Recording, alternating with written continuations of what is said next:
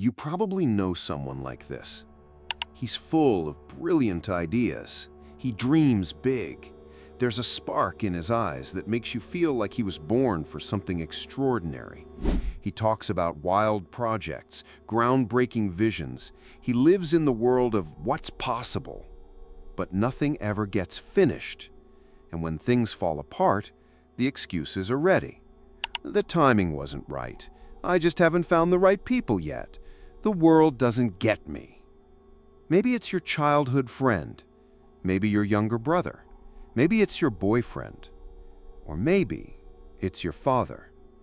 Someone who, no matter how old he gets, still acts like a boy, emotionally unpredictable, afraid of commitments, always chasing some version of freedom and running away from anything that feels real.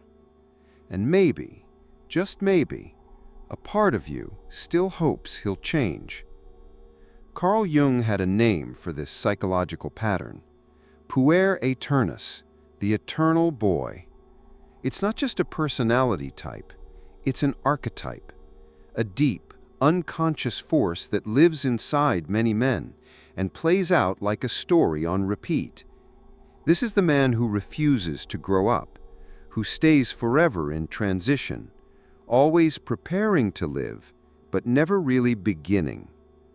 He's magnetic, full of energy, creative, spontaneous, free, or at least that's what it looks like on the surface. But behind that glow is a shadow, and that shadow is this: he can't deal with reality. The eternal boy wants life to bend to his desires. He wants others to fix what he avoids. He dreams of the perfect job, the perfect partner, the perfect life. But when life falls short of his fantasy, he runs. He cuts ties. He gives up. And he slips right back into the loop of big dreams that go nowhere. He tells himself he's too special to settle for mediocrity. But the truth? He's paralyzed by fear, afraid to fail, afraid to be disappointed, afraid to grow up. If you've ever tried to help someone like this, you know how exhausting it is. You give advice that never lands. You offer support that gets ignored. You try to pull him forward, but deep down, he doesn't want to move. And the worst part? He makes you feel like you're the problem, like you're the one being unreasonable for asking him to step up, like you're too demanding, too rigid, for wanting him to grow, for not being content to live in an eternal almost. But here's the truth. This man is trapped, not by society, not by you, but by his own fantasy. A fantasy of freedom that in reality is a prison made of fear and emotional immaturity. And if he doesn't wake up, he's going to get older without ever truly living. Now let's be clear, this video isn't meant to attack anyone. It's a mirror. And if you're still watching, something in you recognizes this pattern. Maybe in someone close to you. Maybe even in yourself. Puer Aeternus isn't just a type, it's a psychological force. This isn't just about one kind of guy. The Puer Aeternus is an archetype, a deep force in the unconscious of countless men. And it's often mistaken for charm, charisma, spontaneity, even brilliance. But what's hiding beneath that is an instinctive resistance to growing up. Carl Jung saw this pattern not just in his patients, but in mythology across time. The Puer is the boy who refuses to leave the paradise of childhood, the safe place, the psychic womb, where everything is taken care of, where nothing has to be faced. He lives in the glow of a promise, a golden future that never arrives. He's the son of the gods, the chosen one, the special one. But in real life, he doesn't take charge of anything. You've seen it. We all have. The man who jumps from job to job, always finding himself. The guy who starts a new project every month, but never finishes one. The boyfriend who falls in love hard and disappears as soon as the relationship gets real. The spiritual seeker who talks about healing and energy and truth, but can't keep a simple promise or pay a bill on time. It's not about intelligence or talent. In fact, the Puer is usually extremely gifted, full of creativity, ideas, inspiration, but that's part of the trap, because he lives in the world of ideas and runs from the weight of reality. He wants to fly without building wings. He wants love without commitment. He wants success without effort. He wants adult rewards without adult responsibility. And when the world doesn't deliver, he rebels. He blames the system. He blames his parents. He blames society, but never himself. Jung said the Puer is disconnected from time. He doesn't live in the now. He lives in the not yet. He's always waiting for something else to happen first, the right idea, the right woman, the right phase. But because he lives in the when, he never lives in the today. So he doesn't live. He just survives, feeding off dreams that become burdens. But here's the other side. The eternal boy isn't just a mess. He also carries something beautiful, something essential. He's the source of creative energy, inner youth, imagination, hope. The problem isn't the boy inside the man. The problem is when that boy is running the show. And that's what we're going to explore next. What happens when the shine starts to fade and the shadow of the Puer takes over? There's something magnetic about a man ruled by the Puer Aeternus archetype. He feels light, untouchable, spontaneous, like he doesn't belong to the weight of this world. He talks like a poet, dreams like a visionary, and moves through life like he's dancing above time.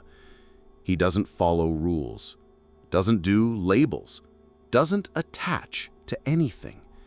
And for a while, it's enchanting. In a world full of routines, pressure, deadlines, someone who seems free is intoxicating. But here's where it all flips. Because that freedom, it's not real. It's a carefully crafted illusion, a mask to hide what he's truly afraid of: reality. The Puer isn't free, he's on the run. He's a fugitive, not a free spirit. He runs from pain, from failure, from rejection, boredom, time, and responsibility. Every choice he avoids, every decision he delays, every responsibility he offloads makes his prison even tighter. But that prison, it looks like freedom on the outside. You've seen it before. He says he doesn't want a normal job because he's meant for something greater. But really, he's afraid of structure, expectations, and the grind. He says he doesn't want to settle down, that relationships are cages, but what he actually fears is vulnerability, being seen and being held accountable. He says he hates rules, but the truth is, he never learned how to navigate limits, like an adult. What he calls authenticity is often just emotional avoidance. What he calls independence is often a fear of commitment in disguise. What he calls being misunderstood is often a refusal to grow. This version of freedom that he sells, it's not freedom. It's childish rebellion dressed up in romantic words. He wants to stay pure, untouched, above it all. He wants to float like a balloon in the wind, light, unburdened, answerable to no one. But here's the truth. Time doesn't wait, and eventually, the real world will knock. It will demand something from him. And if he's not ready, everything starts to crumble. Carl Jung once said that the Puer lives in suspension, like he's hovering between heaven and earth. He refuses to come down. He won't take root. He won't engage with what's solid, what's difficult, what's real. But without roots, nothing grows. Without struggle, nothing transforms. Without pain, there is no growth. Real freedom isn't doing whatever you want. It's being strong enough inside to choose what truly matters and stick with it. But the Puer doesn't choose. He avoids. And in doing so, he doesn't just wreck his own path. He slowly, quietly begins to hurt. He's full of fire. He's passionate, unpredictable, magnetic. You feel seen, inspired, pulled into his world. But slowly, things shift. That spark starts to dim. The excitement turns into absence. The sweetness becomes instability.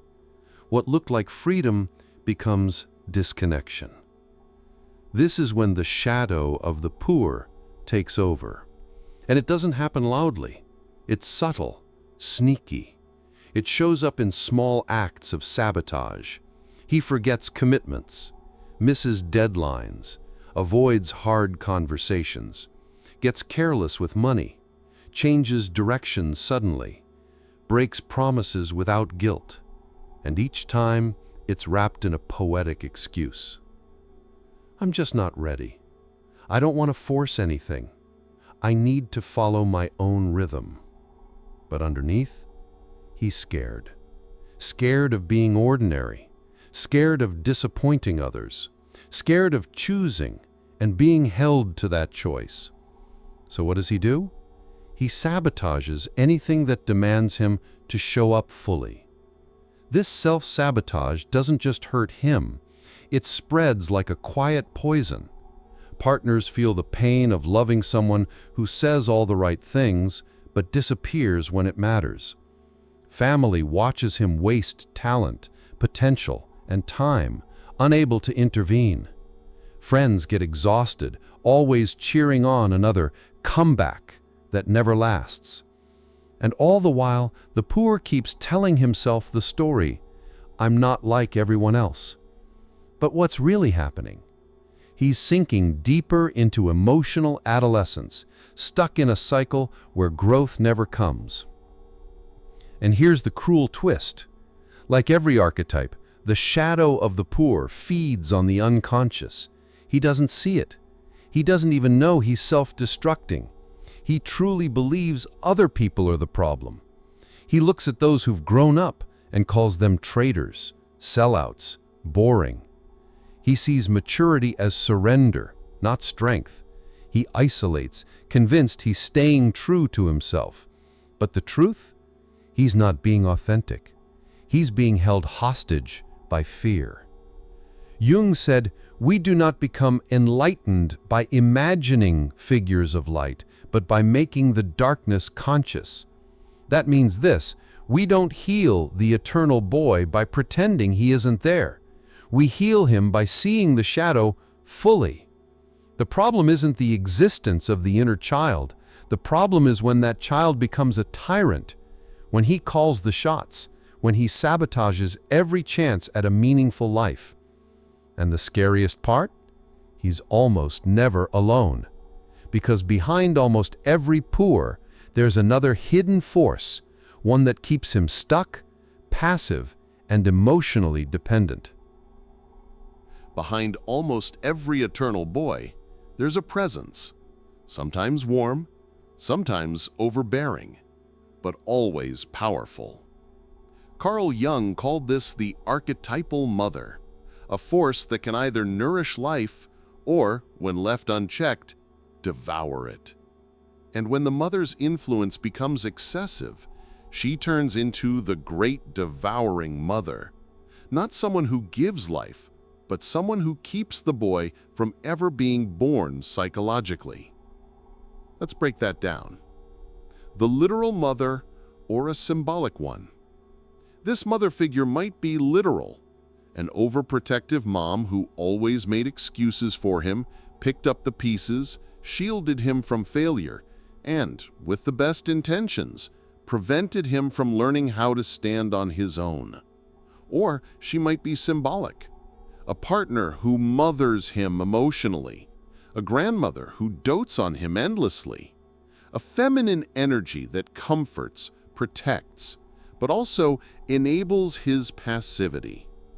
To the Puer, these women are his safety net, his protectors, his emotional oxygen. But in exchange for that comfort, something dangerous happens. He never leaves. He never separates. He never grows. He doesn't seek a partner. He seeks a mother disguised as a lover. He looks for someone who understands without questioning, supports without limits, loves without expectations. And the women in his life, often compassionate and patient, get trapped in the same dynamic. They think they're helping. They think they're saving him. But in reality, they're keeping him small. They're feeding the cycle, and over time, both of them get drained. Because love, without growth, turns into dependency. And dependency, disguised as romance, becomes a quiet prison. Jung warned, the greatest tragedy is when the mother refuses to let the child be born. Psychologically, this means that even as the man ages physically, his psyche stays in childhood, waiting to be rescued, waiting for comfort, waiting for life to become easy. And while he waits, he misses everything. This dynamic becomes especially painful in romantic relationships. The Puer falls fast. He loves hard.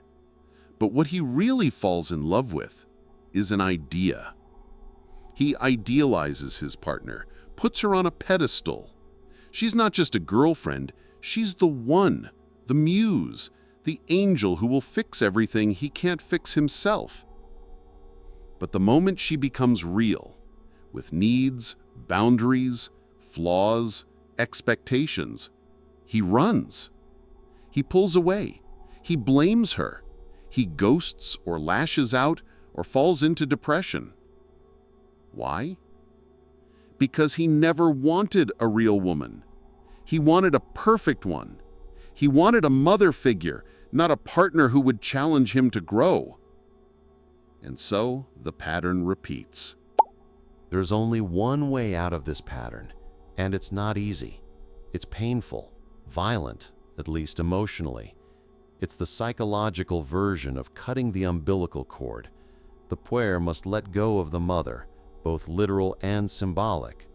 He has to stop waiting for someone to save him, to comfort him, to tell him it's okay to stay small. He has to stop confusing love with protection. And this process, it hurts. It's the mourning of an identity, the death of a role, the tearing away of safety. But it's also the beginning of something real, individuation, the process of becoming fully yourself.